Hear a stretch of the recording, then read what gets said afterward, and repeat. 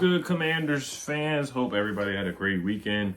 Today was training camp day 9, so we'll quickly go through like play-by-play and some of the coach comments because I will be making another video for the unofficial depth chart that will be released later today. So of course we don't want to overreact to the unofficial depth chart, but it is something to take a look at. It's not like the Colts where they have a quarterback battle with Daniel Jones and Anthony Richardson. Like, we don't have any of that. We do have some battles between the receivers. That's going to be the most important. Like, the receivers, the running backs with, like, McNichols and JCM and some other guys like that. I'm trying to think what else. Really, the receivers is what I'm looking at. The receivers, Kane Madrano with the linebackers, because I know I didn't put Dom Hampton in my 53, so we'll see where Dom Hampton is at on the depth chart with the linebackers and Kane Madrano. I think that's something to take a look at. The cornerback room is pretty signed, sealed, and delivered with 5. The safety room is kind of signed, sealed, and delivered to as well. I think Tyler Owens will be second string to like Quan Martin and Will Harris, and then you got Jeremy Reeves, Percy Butler. So the safety room is pretty set. It's really just the receivers and the running back room that I want to see. And I guess Josh Johnson versus Sam Hartman and other things, like maybe like the kick returning, punt returning, stuff like that, I guess. I guess that's something to look at. But if there's anything else to take a look at on the depth chart, just comment down below that you guys are looking for. But all right, so let's go to, so Marcus Mariota did not participate today. Noah Brown, Jordan McGee, Brandon Coleman did not participate either. Javonte John-Baptiste did not participate. Mikey Sanders still was not out there either. Percy Walls as well, so he was not out there. But it's probably just precautionary things like rest, different things like that. They do travel tomorrow to Foxborough for the joint practice on Wednesday versus the Patriots. So I can't wait to see Trey Amos go up against Stephon Diggs. If Stephon Diggs participates, like, that's the matchup I'm looking for. Demario Douglas as well is a good receiver. So that's a matchup that I'm looking for on Wednesday for sure. But let's start off with the play-by-play. So Zach Selby says really nice catch and stride from Chris Moore working against Marshawn Lattimore. So Chris Moore, he's had some drops, but he has made some big plays. So that's why I really want to see where he's at on the depth chart compared to Michael Gallup and also KJ Osborne as well. I'm intrigued to see where he is at on the depth chart. Zach Selby says Bill with a really pretty run to the left, one cut, and he made it into the second level. So that was a nice run by JCM there. And he's just making noise, man. He really is. I don't think he's going to start week 1, even though B-Rob was returning punts today, which is kind of like, I'm not going to say it's a punishment, but when guys are returning punts that normally don't, sometimes it is odd. I remember they were doing that with Jahan Dotson, and B. Mitch went on the radio and said Jahan was pouting about that. And I know B-Rob is not going to do that, but excuse me, it's something to look at. And then I remember they had Jahan Dotson like holding the field goal or holding the ball one time too. So if they have B-Rob doing that, and then that's when you kind of look at B-Rob a certain way for sure. But I don't think there's anything to really like look at. I think he's still going to be the starter week 1 versus the Giants, and then JCM Bill will be the backup. Zach Selby says Debo Samuel on the field, helmet on, stretching today. So Debo's fine.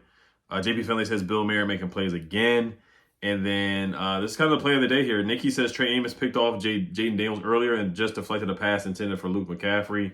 Fans responded by chanting, "We want Terry, we want Terry." So Terry is needed, man. I really wish Terry could go up against Trey Amos. That would be a good test for him before the real games and before the preseason. I really wish we could have got that matchup in training camp. And they may get it. We'll see if Terry does sign the extension before training camp is over.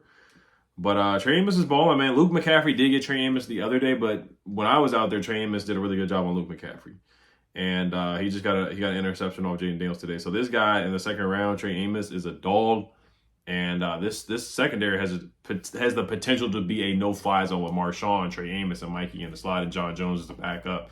Noah I is a backup as well. So Trey Amos has been balling.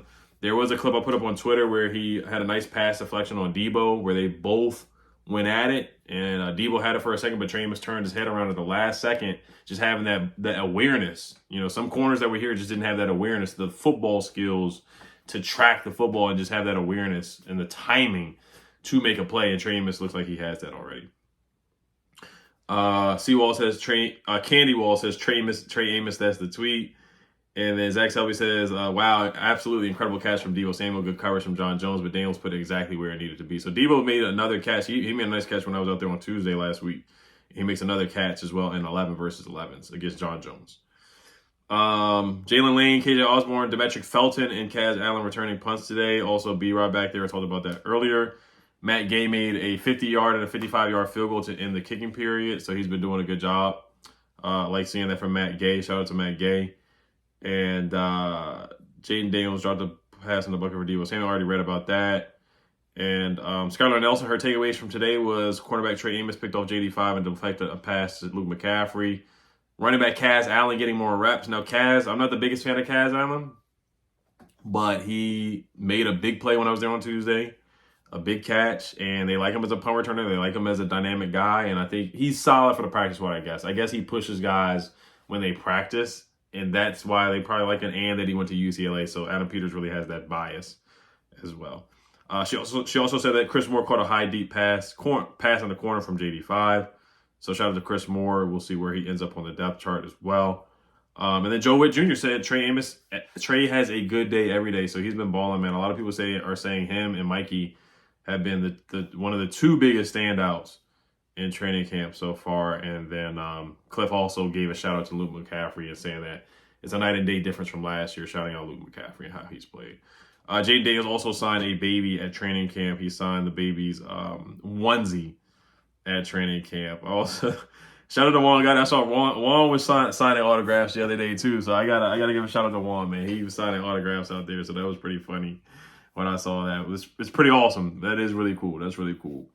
All right. So that's really it for today, guys. Let me see what they said about Brandon Coleman. Give you an update on him. He did not participate in practice. And then we'll wrap it up because, like I said, I'm going to make a video and probably like whenever they release the unofficial depth chart here in about a couple hours, I would think that they're going to do it probably around like 3 or 4 o'clock. They're probably going to do it. Dan Quinn said left guard Brandon Coleman will not practice today. Not sure yet status for the rest of the week. Quinn will provide injury updates on Wednesday and availability for the preseason opener on Friday. So that will be the update for Brandon Coleman. Hopefully he can participate on the in the joint practice and in the game on Friday night. But if he's not available in the preseason first game, we'll see what happens. There may be a precautionary thing again with Brandon Coleman. But all right, you guys, as always, Hell Commanders, peace.